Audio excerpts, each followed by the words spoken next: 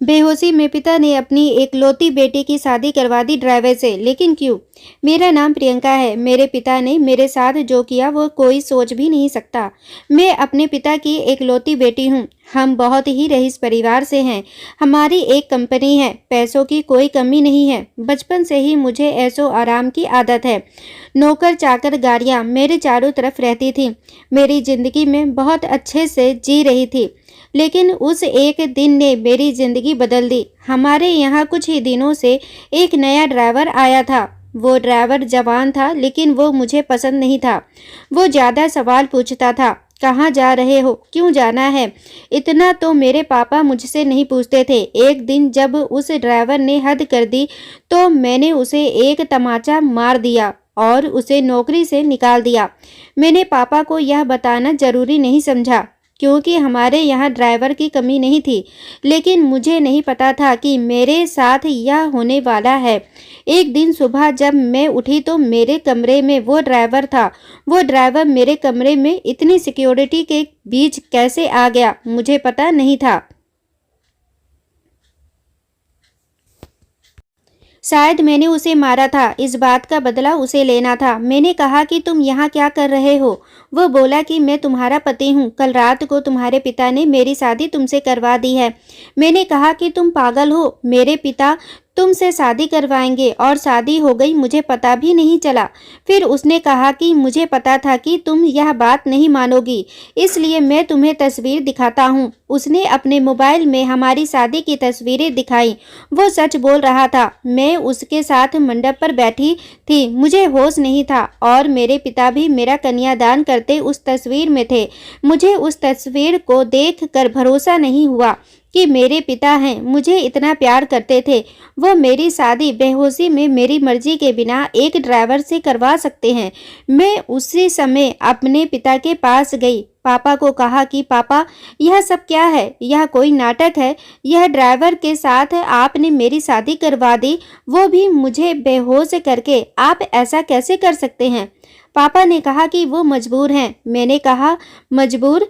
हम मजबूर हैं? इतने बड़े होने के बाद भी इसकी क्या औकात है? हम इसके आगे कैसे मजबूर हो सकते हैं? वो बोला कि जबान संभाल कर बात करो, अब मैं तुम्हारा पति हूँ। मैंने बोला, अब मैं इस शादी को नहीं मानती। यह कैसी शादी? यह मेरी मर्जी के खिलाफ है। वो बोला कि मर्जी तुम्हारे बाप की थी, जो इस तस्वीर में साफ दिखाई दे रहा है। वो बोला, चलो अब मेरे साथ। मैंने कहा, चलो? कहाँ? यह मेरा घर है। वो बोला, नहीं, तुम मेरी पत्नी हो और अब तुम मेरे साथ रहोगी। अगर नहीं मानी तो यह तस्वीर मीडिया में जाएगी। मेरे पिता चुपचाप खड़े होकर यह तमाशा देख रहे थे। उसने मेरा हाथ जोर से पकड़ा और खींचकर ले जाने लगा। इतनी सारी सिक्योरिटी, लेकिन कोई उसे नहीं रोक रहा था। मेरे पिता भी जैसे भूत बन गए थे। पर क्यों? मैं रो रही थी और वो मेरा हाथ खींचकर मुझे ले जाता रहा। मुझे नहीं पता था कि उनकी क्या मजबूरी थी, पर इन सब के बीच मेरी जिंदगी के साथ बहुत बड़ा मजाक हो रहा था। वो मुझे अपने घर में ले गया। घर नहीं, पिंजरा था, एक छोटा सा कमरा। बाथरूम के लिए भी कमरे के बाहर जाना पड़ता था। उसने मुझे कहा कि यही अब मेरा घर है, यहीं पर रहना है और खाना है। पास में भी बहुत सारे कमरे थे, उनमें भी लोग रहते थे। मैं ऐसी जगह आ जाऊंगी, मुझे पता नहीं था। उसने कमरे में खाने का सामान रखा और कहा कि भूख लगी है, खाना बनाओ। एक थप्पड़ का बदला वो इस तरह लेगा, मुझे पता नहीं। मैंने कहा, मुझे खाना बनाना नहीं आता। वो बोला, ठीक है, मैं कहीं खा लूँगा, तुम फिर भूखी रहो। वो इतना कहकर चला गया। मैंने सोचा था कि मैं भाग जाऊं, लेकिन फिर सोचा, कहाँ जाऊंगी? मेरे घर जा नहीं सकती। मैं वहीं रोती रही। भूखी शाम हो गई थी, मुझे भूख लग रही थी। ऐसी भूख मैंने अपनी ज़िंदगी में कभी महसूस नहीं की थी। मैं मेरे कमरे की चौखट पर बैठ गई, रो रही थी। पास के कमरे से एक औरत ने मुझे रोते देखा और कहा, क्या हुआ? मैंने कहा, भूख लगी है। वो बोली, इतनी सी बात। उसने अपने कमरे से एक रोटी और थोड़ी दाल मुझे दी। उसे मैंने खाया। मैंने हर तरह के पकवान खाए, लेकिन वो रोटी और दाल खाकर मुझे जो अनुभव हुआ, लगा जैसे मैंने भगवान को पा लिया हो। रात हो गई थी। वो वापस आया।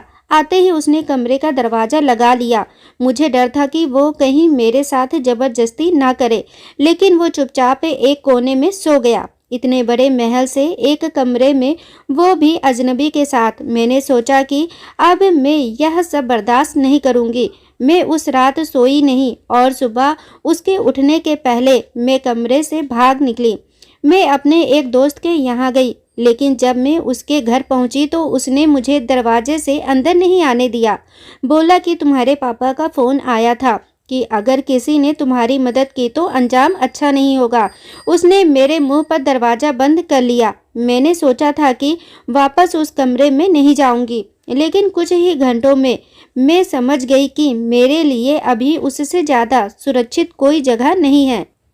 इसलिए मैं वापस वहीं लौट आई। मुझे वापस देखकर वो बोला, क्यों आ गई? तुम्हें मुझसे कोई बचा नहीं सकता। मैंने अपने आप को इतना मजबूर पहले कभी नहीं महसूस नहीं किया। मैं इसी तरह से वहाँ अपना जीवन काट रही थी।